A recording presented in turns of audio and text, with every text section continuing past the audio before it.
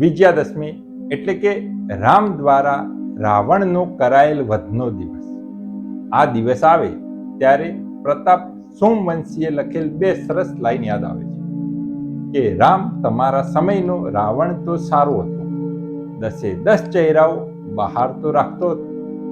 એ રાવણ હતો કે જે પોતાની બહેન માટે ભગવાનની સામે લડાઈ કરી નાખી.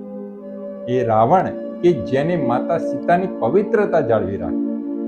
એ રાવણ કે જે રાક્ષસ હોવા છતાં એના જ્ઞાનને કારણે એને વિદ્વાન પણ કહેવામાં આવતું. પરંતુ આજે એ રાવણ કોઈના અંદર નથી હોતું. નમસ્કાર, હું હાર્દિક રાવલ. કહેવાય છે કે જ્યાંથી સારી બાબત શીખવા મળે ત્યાંથી શીખી લેવું જોઈએ. અને રાવણ તો એક એવું વ્યક્તિત્વ હતું કે એમાં રહેલા સારા ગુણોમાંથી શું કરવું જોઈએ એ શીખી શકાય છે, અને એનામાં રહેલા દુર્ગુણોમાંથી શું ના કરવું જોઈએ એ પણ શીખી શકાય છે. તો આજે આપણે આ વિડીયોમાં રાવણના જીવનમાંથી શીખવા મળતી 5 વાતોને શીખીશું. એ પહેલા આ ચેનલ પર જો તમે નવા છો તો ચેનલને એકવાર સબસ્ક્રાઇબ કરી દો, બેલ આઇકનને દબાવી દો એટલે આવનારો વિડીયો આપણાથી જોવાનું ચૂકી ના જાઓ. રાવણના જીવનમાંથી શીખવા મળતી પહેલી બાબત કે અહંકાર ના કરવો જોઈએ. રાવણ પોતાના અંતિમ સમયમાં સ્વીકાર કરે છે કે એના મૃત્યુનું કારણ એનો અહંકાર પણ છે. એટલે તમને જીવનમાં ગમે તેટલી મોટી સફળતા મળે કે ગમે એટલું મોટું પદ મળી જાય, ત્યારે એનો ઘમંડ ના કરવો, કારણ કે ઘમંડી વ્યક્તિના ઘમંડનો અંત એક દિવસ ચોક્કસ આવે જ છે. એટલે ઘમંડ ના કરીને નમ્ર બની રહો.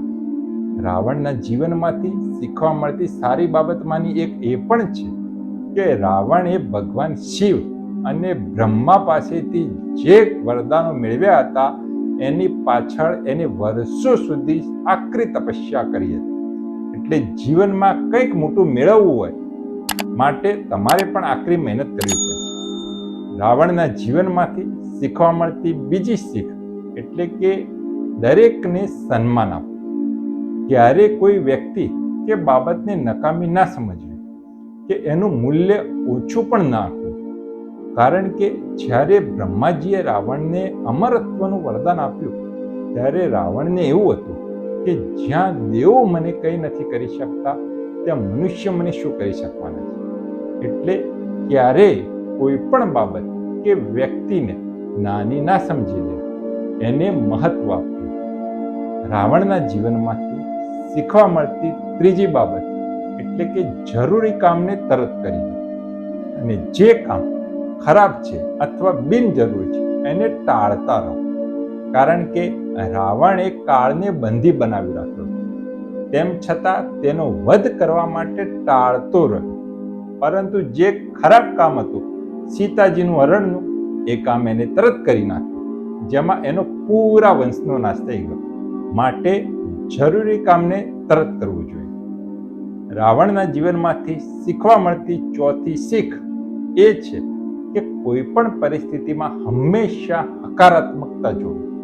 રાવણનો વધ થાય અને મંદોદરી એની પાસે બેઠી હોય ત્યારે રાવણ મંદોદરીને કહે છે કે મને તો આ દિવસ આવશે એની ખબર હતી, એટલે હું મારા વધથી દુઃખી નથી, પરંતુ મને એક વાતની ખુશી છે કે હવે જ્યારે જ્યારે ભગવાન રામનું નામ બોલાશે ત્યારે મારું નામ તો ચોક્કસ બોલાશે.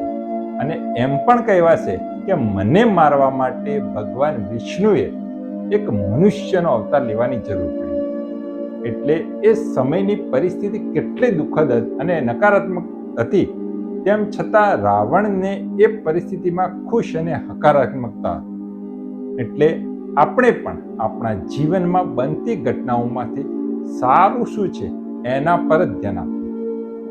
પાંચમી શીખવા જેવી બાબત રાવણના જીવનમાંથી એ હતી કે જ્યારે રાવણનો અંતિમ સમય હોય છે ત્યારે રામ લક્ષ્મણને રાવણ પાસે શીખવા માટે મોકલે છે કે જાઓ રાવણ પાસેથી શીખી આવો. ત્યારે રાવણ લક્ષ્મણને કહે છે કે તમે યુદ્ધ જીતી ગયા એની પાછળનું કારણ તમારા પોતાના તમારી સાથે હતા, અને મારા પોતાના એટલે કે વિભીષણ મારી સાથે ન હતા. એટલે જીવનમાં હંમેશા પોતાનાઓ સાથે રહેશો તો મુશ્કેલમાં મુશ્કેલ પરિસ્થિતિને આસાનીથી જીતી લેશો. અને અંતમાં રાવણ પાસેથી શીખવા જેવા ગુણ હોય તો એ છે કે નવી નવી શોધો કરવી એને ગમતી હતી. એ સ્વર્ગ સુધી સીડી બનાવવાનો વિચાર કરતો હતો. એ નવા નવા શસ્ત્રો બનાવવાનો પ્રયત્ન કરતો. એટલે આપણે પણ આપણા જીવનમાં નવી નવી કંઈક શોધ કરી નવું નવું કંઈક શીખીએ અને પોતાની ક્ષમતાઓને વિકસાવતા રહીએ અને પોતાનો અને પોતાના સમાજનો વિકાસમાં મદદરૂપ થઈએ. આશા કરું છું આ વિડીયો આપને પસંદ આવ્યો હશે. તો આ વિડીયોમાં કઈ વાત તમને પસંદ આવી એ કોમેન્ટમાં જણાવી દો અને આ વિડીયોને લાઈક કરી દો. તમારા પરિવાર, તમારા મિત્રો, તમારા સગા સંબંધીઓમાં વધુમાં વધુ શેર કરો, જેના કારણે એ પણ આ વિડીયોમાં જણાવેલી શીખમાંથી ઉપયોગ કરી અને પોતાના જીવનમાં આગળ વધી શકે. ખૂબ જલ્દી એક નવા વિડીયો સાથે ફરી મળીશું.